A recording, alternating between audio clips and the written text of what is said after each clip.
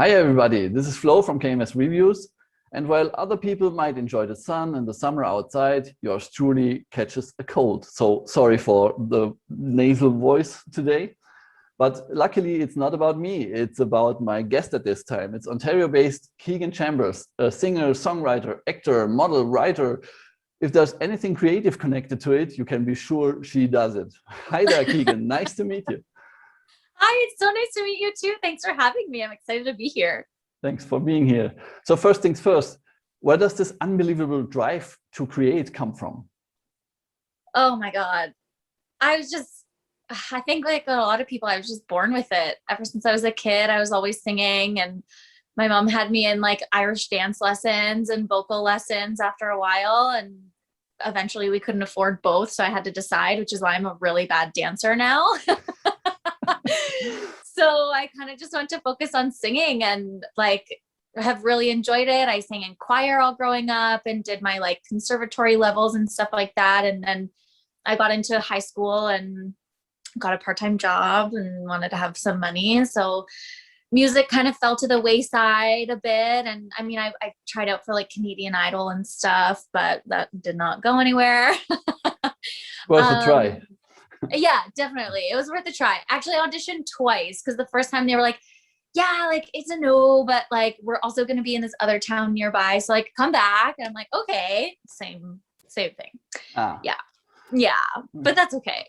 But yeah, I just kind of eventually fell back into it. I started writing songs all of a sudden. I just sat down with a pen and paper. I'd been journaling a lot and it kind of just started happening. And I all of a like not all of a sudden after a few years, I was like, okay, well, I can either just let these songs live in my notebook or I can try and do something with them. And so I decided to start reaching out to people because I don't play any instruments. I tried teaching myself how to play the piano, but I am like no good and I have no interest or patience for guitar. Why So would you pick the hardest instrument there is for starters? I don't know. It just seemed like the right thing for like vocal and harmonies and figuring that kind of stuff. I mean, you can do that with any instrument, but obviously I couldn't pick a wind instrument. But I don't have the patience to like get calluses to play guitar. So I was like, I'll just get a keyboard off of Kijiji and figure it out. Um, but yeah, I was like never particularly good at that. So I just ended up collaborating with people and one thing led to another. Here we are. Would you say the creative process was encouraged from, I don't know, your parents or from the outside, or is this something that you are as a person? I think it was definitely encouraged. My mom, like always, my whole family was always very encouraging of the music stuff. But I so the way that it works here is that you do from grade 1 to grade 8 in like an elementary school, and then you do grades 9 to 12 in high school.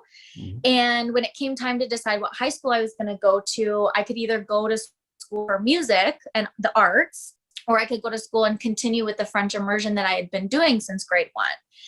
And it just seemed like the smart decision to pick languages. It just felt like that was like the adult decision to make. So I ended up doing that. And like, I think I don't regret anything about my life. My journey is my journey. And I'm like very happy to be where I am.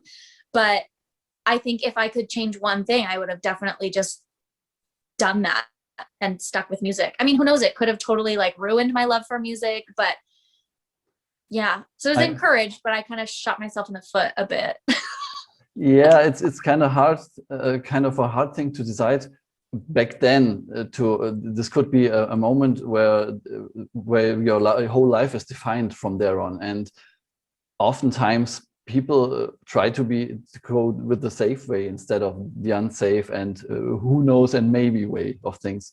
So I read Totally. years back you chose a different career path. That's what you just told me before returning to music and doing that. So was there any particular pivotal moment that made you do so? Like one day you got up, met a guy at a bar and thought, oh yeah, I'm a musician or something like that. I wish. No, I just like, I mean, I don't know. I always loved music. I always sang. I always would like felt songs in my car and like going karaoke my favorite. It was like an opportunity to have an audience because I don't play an instrument. I couldn't do open mics. So I loved karaokeing. And then, but I never wanted to be an artist that sang other people's songs. For some reason that like just didn't sit well with me. I didn't want to like pursue a career as a singer, just singing other people's songs. I was like, if I don't have anything to say, then what's the point? And then like I said, I'd been journaling a lot and it turned it into a poem. And then I kind of started singing it. And it was just, then I was like, okay, I guess I wrote a song. I could probably do that again. And it became like an outlet to work through what I was going through. Like I was in therapy at the time and I was working on like self-soothing practices, and writing and journaling was one of them. So it was like definitely came from that. And then, yeah, I was like, well, there's no use just letting them sit in my notebook. I feel this like drive to like get them out there and do something with them. Mm-hmm. So yeah. Would you say Keegan Chambers, the artist, this energy, this confidence, partly sassiness, is that you, or are you using the artist to channel all of this? Are you a completely different person off stage? Oh, I'm definitely not a different person. And I think that's what's made music really hard for me, because it's like being vulnerable in a personal way that acting isn't. When you're acting, like I have no problem being on camera and acting as someone else and, you know, inputting aspects of my personality into the character and stuff and whatever. But it's different when it's just you. Like I remember one of the first shows I played, I was just like standing there and I had my lyrics like on the pages in front of me. And I was just like doing the 1-2 step. And I look back at those videos and I'm like, I am such an awkward turtle. Like, oh my God. It's like painful to watch. And it was a kind of show where there was like different artists. It was like a charity show. And this girl went on after me and she just owned the stage, like just so much confidence, so much energy, knew the lyrics off by heart, which like, duh, like, of course you should not have to have the lyrics in front of you. But I was nervous. I was scared. I was singing cover songs. And I was like, I want that confidence. I want that energy. And I mean, even to this day, like every time I go on stage, I'm terrified. It's like, I'm like working on having a connection to my body, which I didn't have for a long time. I just felt this like major disconnect from like the sexual trauma. So I eventually now am at a point where I like feel comfortable being on stage and moving in a manner that doesn't feel like stiff and awkward, but I'm definitely not playing a character. I'm definitely just myself when it comes to music, which is like the scariest thing. Yeah. Besides your negative personal experiences, were there any experiences on stage or as a musician that threw you back, or is it from the start a run for the goal?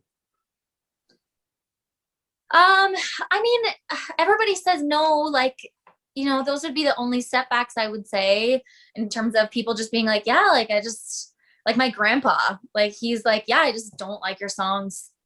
Just don't like them. Ouch, and like, that's fine. True, yeah. It's not for everybody, you know what I mean? Like that music is subjective.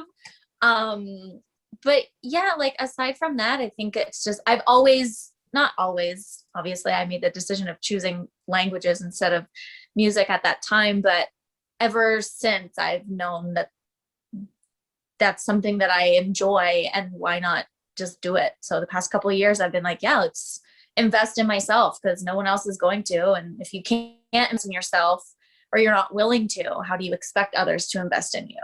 So yeah, correct. So another question I just read on my notes is, you have a gun in your logo. Yeah. Why is there a gun in your logo? Because you don't seem like the assassin to me. So it's a Keegan. So you notice there's like the jagged edge on it. Yeah.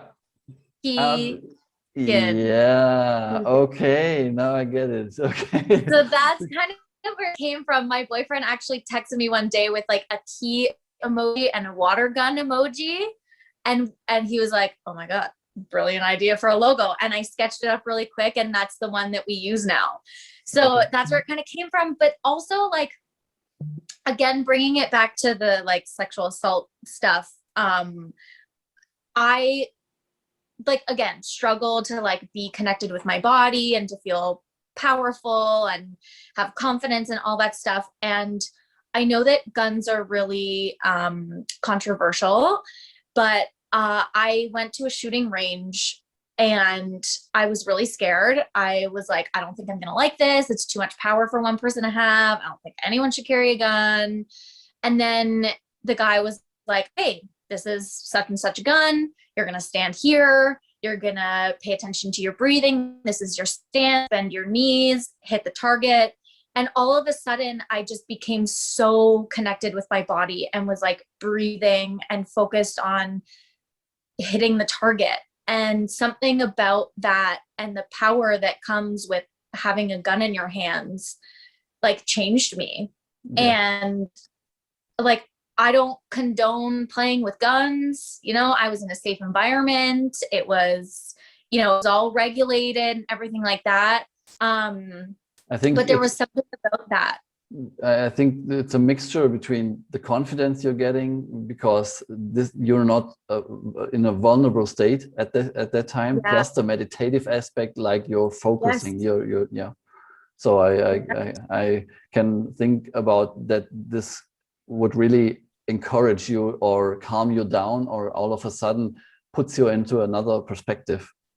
Not that you're going outside and going for a rampage or something, but in a way, just to tell you yourself or your body to actually be confident with what is happening there. So yeah, because of the thematics of the sexual assault and anything.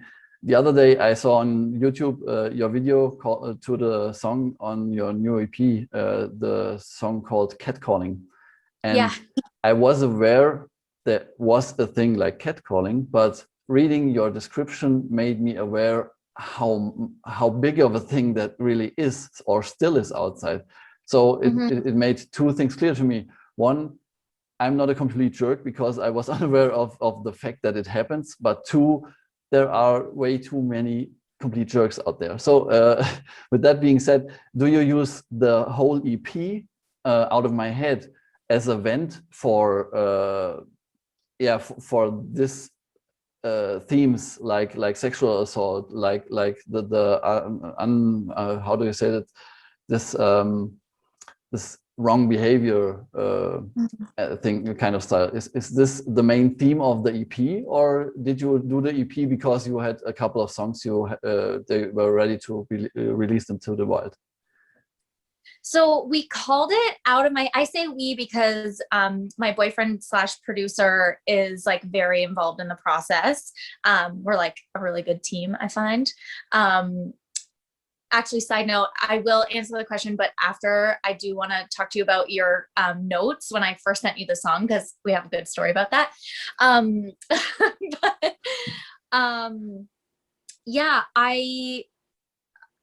So the songs have been written, a lot of them, for a long time. That's why we called it Out of My Head, because it was just like, it's such a relief to have the songs be out of my head and into the world. Like, you sit on them and have them in your notebook and, you know, sing them in your head and have the voice note on your phone for so long. It's like, it's a relief to be like, hey, it's out, it's done. We can work on new music now, because I feel like creatively stunted. It's like, what's the point in continuing to write songs if they're just going to sit in my notebook? Yeah. Like, there's something that is like, I don't know, it's like stunting my growth, I guess. Anyways, so that's why we called it that. So the song, it's definitely not the theme of the whole EP. Definitely those two songs though, Look What You've Done and Catcalling, definitely heavy themes there. Love at First Sight is just a nice love song, nice ballad. And then Devil's Kisses, I wrote actually after a conversation I had with my aunt.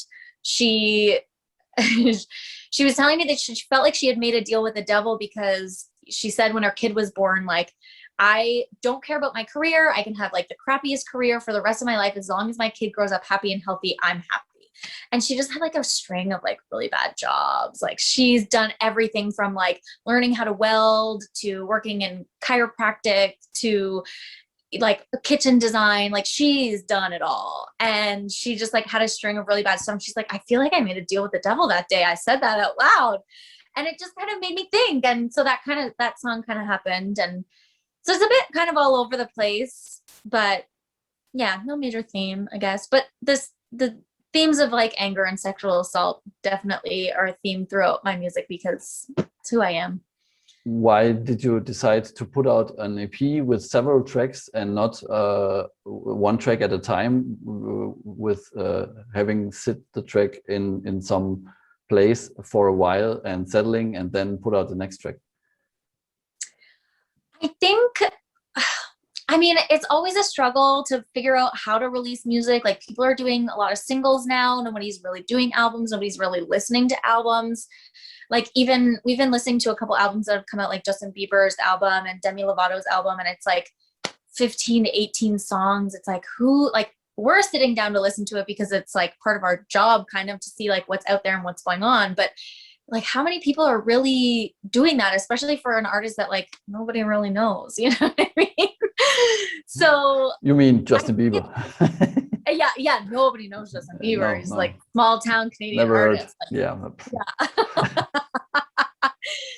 But I think it was a matter of, yeah, we just have so many songs that we just want to get out. It's like these songs kind of sound similar a bit. Like let's get them. We have a couple songs coming out this summer that are like more disco vibes. So we're going to be doing those as singles. And then kind of seeing what our plan is from there. But yeah, I will also give you a little secret tidbit that Out of My Head is also a lyric from one of the songs that we're releasing in a couple months. So, okay. Yeah. You keep saying we and our. Is there a permanent crew or is it just you and the producer? It's just me and the producer, and then like we collaborate with a ton of different people, which is like really amazing. But it's mostly just the two of us. We live together. We're in a relationship. We're constantly talking about this stuff and planning, and yeah, he's really involved. He's great. Did you do, before this whole COVID mess happened, did you do live gigs as well, or are you a studio musician until now? We were doing live gigs. I think I played like a handful of shows before COVID hit, which was a total bummer because I feel like I was just starting to like get really comfortable on stage. So I'm very much looking forward to doing that again, for sure. How did you gather the musicians you need for going live? Is there any connection with the local scene present? Kind of. I mean, I actually put out an ad for a guitarist when I was like first starting to decide I wanted to do something with my songs. And I met Michael Ellero through that. And so he was my guitarist for a long time and helped me write the songs.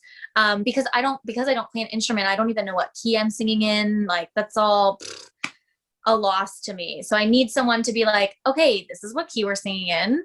The bridge that you wrote is not in the same key. So unless we're doing a key change, we need to change that. Also, this song you didn't write a bridge for, so you're going to need to write a bridge because we need to break that up. Like I need a collaborative partner, which Mike was for a long time. And then with COVID, Daniel's been that person. So we were working together, and then he introduced me to the drummer, Joe, who we were working with. And yeah, since COVID, we've just been working remotely. You creating the songs with a melody in your head, but you can't read a note sheet, or you don't know how the song will come out because you have the bass, but not all of the surrounding stuff like intro, outro, bridge, and things like that. Correct? 100%. I just write the lyrics and the melody, and I usually because I like telling stories, so it's always like a lot. Like we had to cut Love at First Sight. We had to cut it down from like 6.5 minutes to 3.5 because it was just a lot. So I need someone to be like, okay, no one's listening to a 6.5 minute song. We're gonna have to cut that down. Yeah, some stories take their time. So what you gonna do about that? Yeah, it lives that way on the acoustic EP. So that I like that, but yeah, it's nice to have a different version. So my final question for now would be, you just gave me the hint that you already had some plans for the rest of the year with the new tracks coming along. So what are the plans you can give away at this time?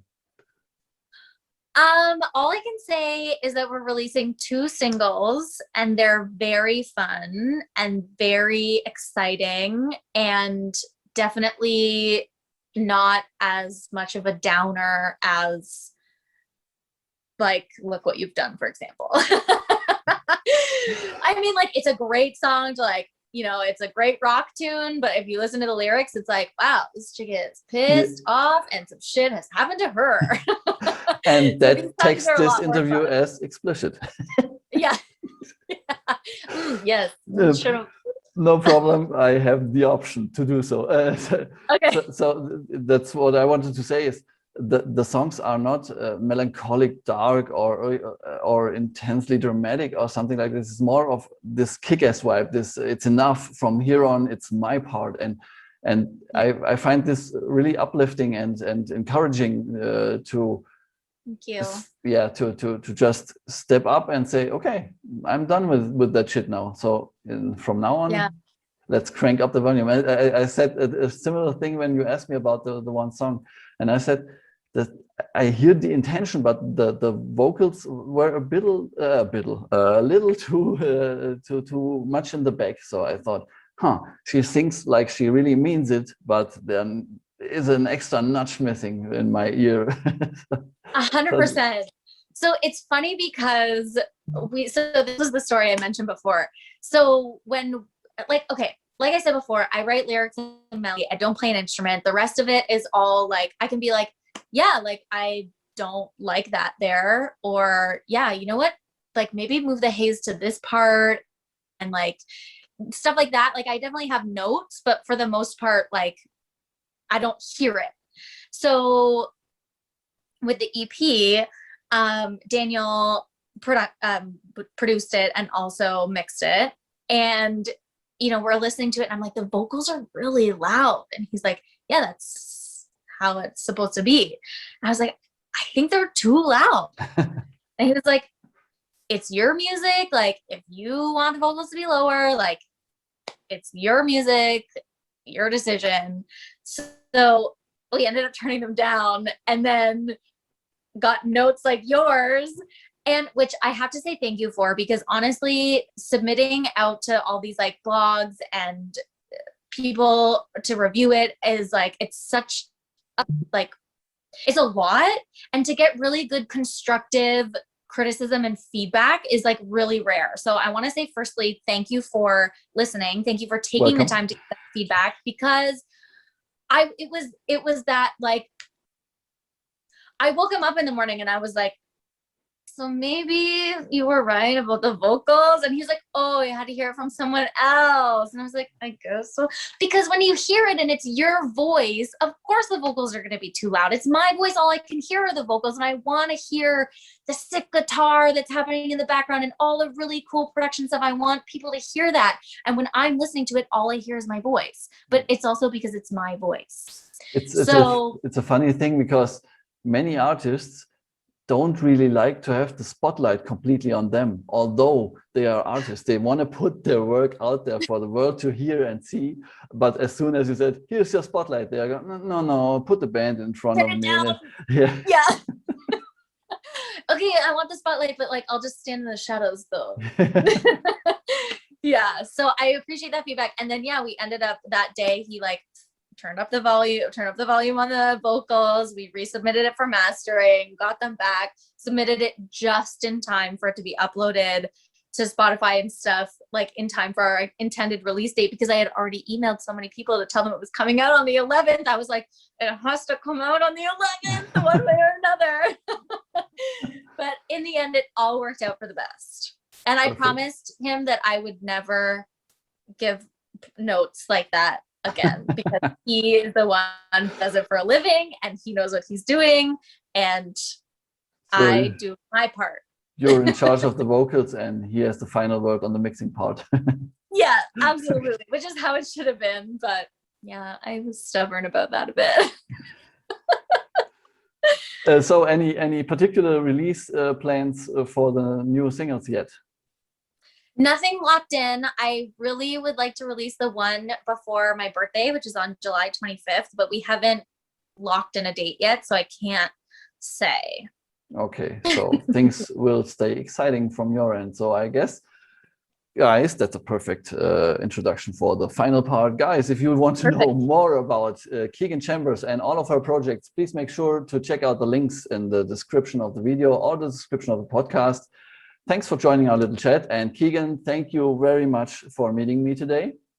Thank you for having me. This is so great. You're wonderful. Pleasure was mine. So, guys, thanks for watching. See you next time. Bye. Bye.